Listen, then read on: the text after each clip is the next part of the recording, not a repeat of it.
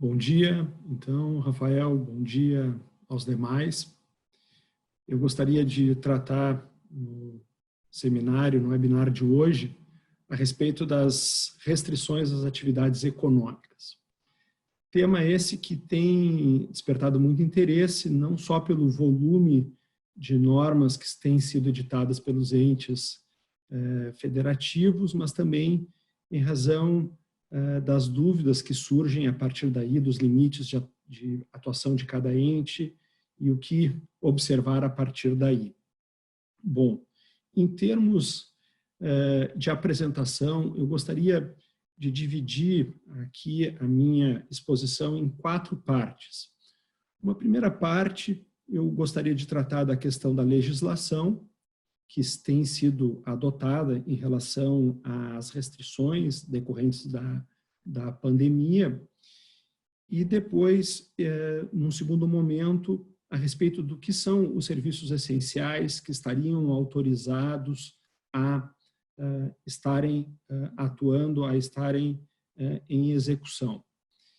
Num terceiro momento, eu gostaria de tratar um pouco a respeito das regras de competência dos entes federativos e, por fim, um exame a respeito dos julgamentos, das ações que estão em curso no STF, porque é lá onde estão sendo discutidas as questões relacionadas aos limites de atuação de cada ente federativo. Feita essa introdução, eu passo então ao exame da legislação. Em termos de legislação, a gente tem uma primeira lei federal que foi editada nesse contexto da pandemia. Foi a Lei Federal 13.979, de 6 de fevereiro. Foi a lei que é a base, digamos assim, normativa do enfrentamento dos efeitos da pandemia.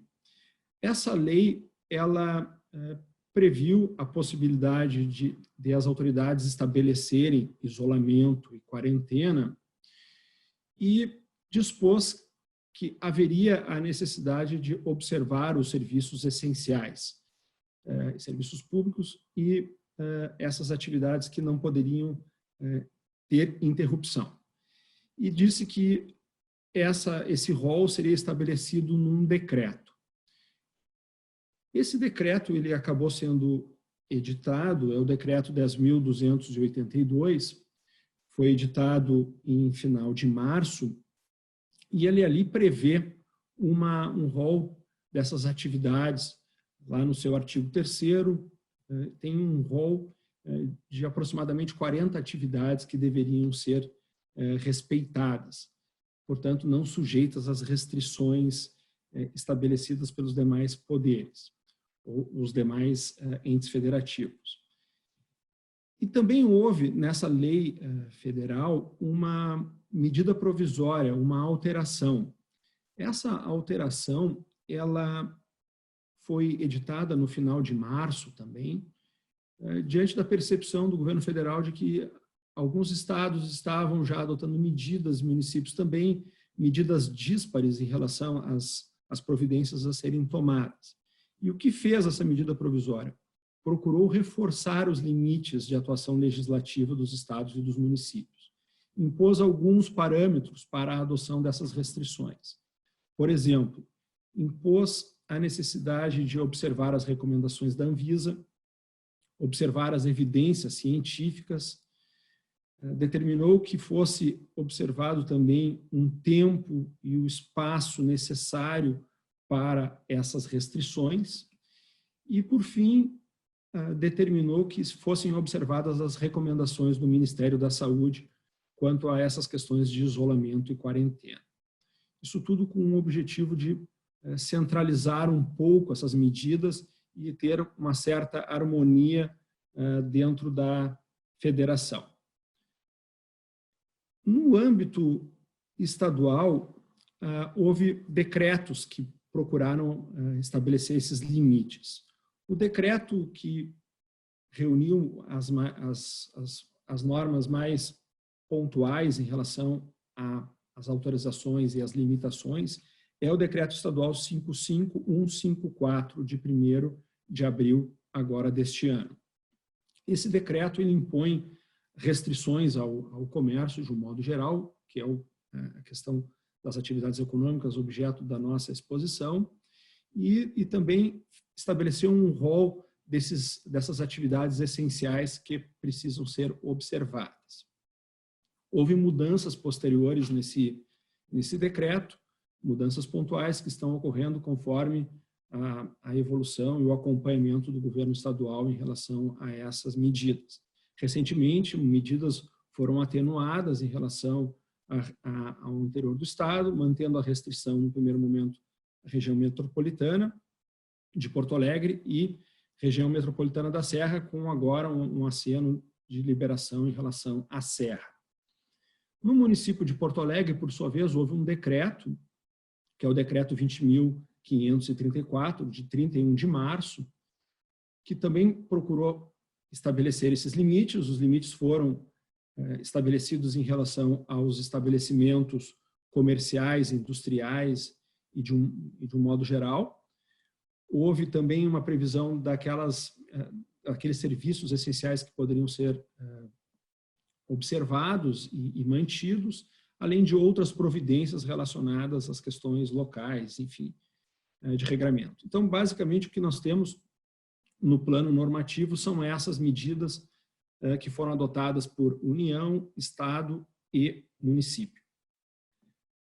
O segundo ponto da minha exposição, que eu gostaria de abordar, é a respeito do que são esses serviços e essas atividades essenciais. Por quê? Porque isso é importante para definir se uma determinada empresa pode atuar ou não, se está legitimada a manter o seu estabelecimento aberto. Então, a gente precisa entender o que seriam essas atividades essenciais. Bem, o que estabeleceu a lei federal? A lei federal ela procurou criar um parâmetro para essa definição. E qual é esse parâmetro? A lei estabelece que atividades essenciais ou serviços essenciais são aqueles que atendem às nossas necessidades inadiáveis. O que significa isso? Que caso não atendidas essas necessidades, coloquem em risco a sobrevivência, a saúde e a segurança. Então, essas são as atividades essenciais. Bom, o terceiro ponto da minha exposição seria em relação às regras de competência, que estão definidas na Constituição Federal. Essas regras são muito importantes para que a gente possa saber a quem devemos observar quanto a essas limitações legislativas que têm sido estabelecidas. E aqui tem havido um pouco de confusão quanto aos limites de atuação de cada ente, União, Estados e municípios. O que prevê a Constituição, que é onde basicamente o nosso regramento em matéria de saúde está estabelecido? A Constituição, ela estabelece duas regras de competências principais. A primeira delas é uma regra de competência chamada material comum. Comum entre União, Estados e municípios. Ela está prevista no artigo 23, no inciso 2º. O que são essas medidas materiais comuns que podem ser adotadas pelos entes federativos? São medidas relacionadas à promoção, à proteção e ao cuidado com a saúde. É o que a gente vê de medidas administrativas relacionadas ao SUS, por exemplo. Diferentemente, são as regras de competência legislativa.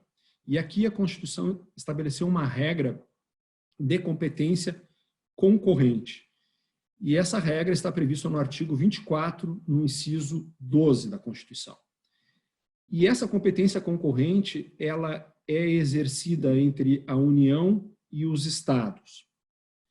A União, pela Constituição, cabe definir as regras gerais dessa competência, desse regramento relacionado à saúde, e aos Estados, eles podem concorrer nessa complementação legislativa, com um único detalhe. Se a União já houver estabelecido regras, os Estados precisam respeitar essas regras. Se não há regras da União, os Estados exercem plenamente essa competência em estabelecer esses limites. Já os municípios atuam de maneira apenas suplementar.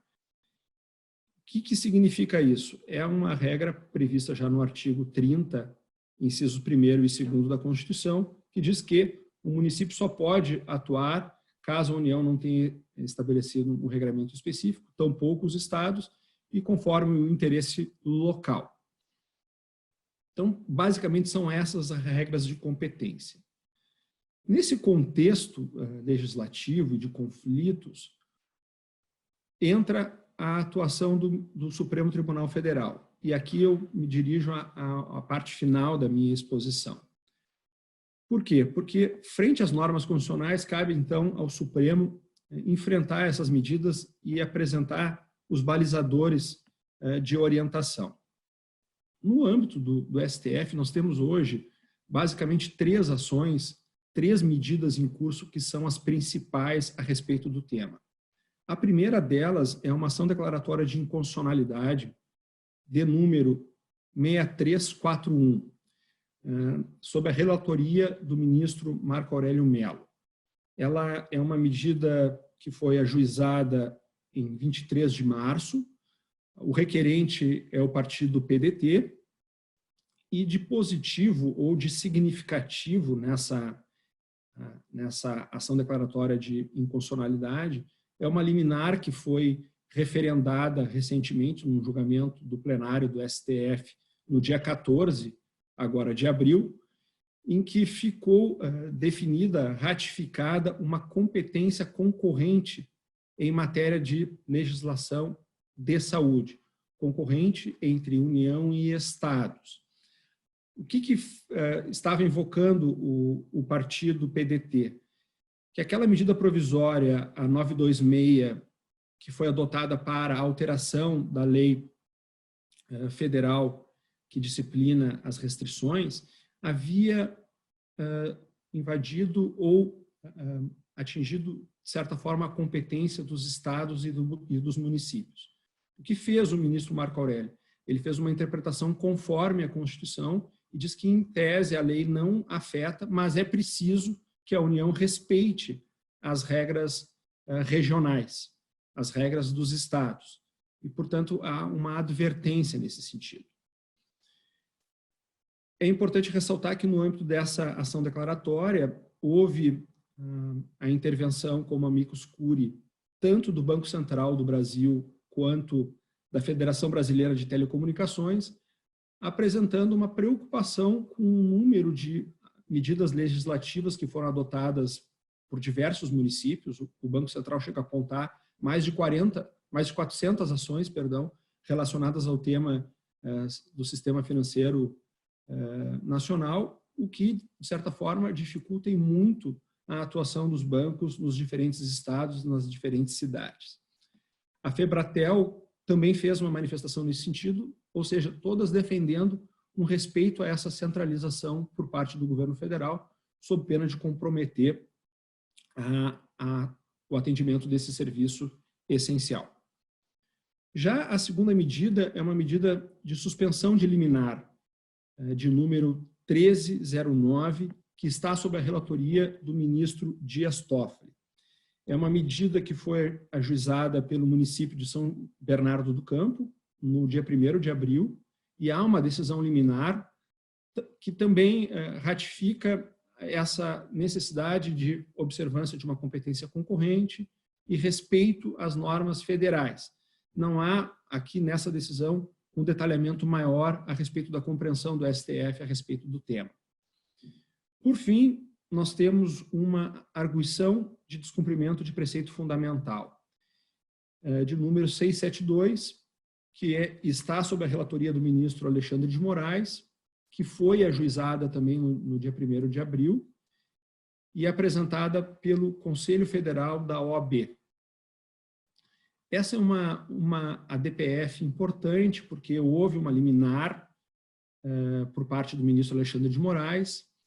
Ele tem uma decisão um pouco mais extensa, que ratifica novamente a necessidade da observância dessa competência concorrente entre União e Estados.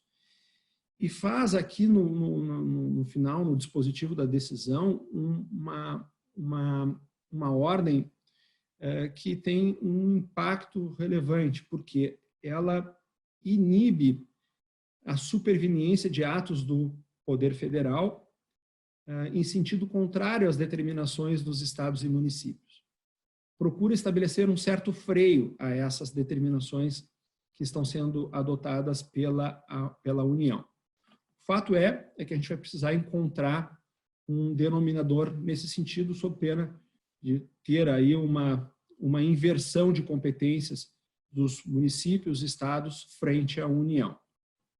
Bem, então, feita essa exposição dos principais pontos, eu gostaria de, então, apresentar a conclusão. O primeiro ponto que eu gostaria de destacar é essa necessidade de respeito às regras gerais da União, que foram estabelecidas na Lei Federal e que foram alteradas pela medida provisória 926 e também foram objeto do decreto que estabeleceu essas atividades essenciais.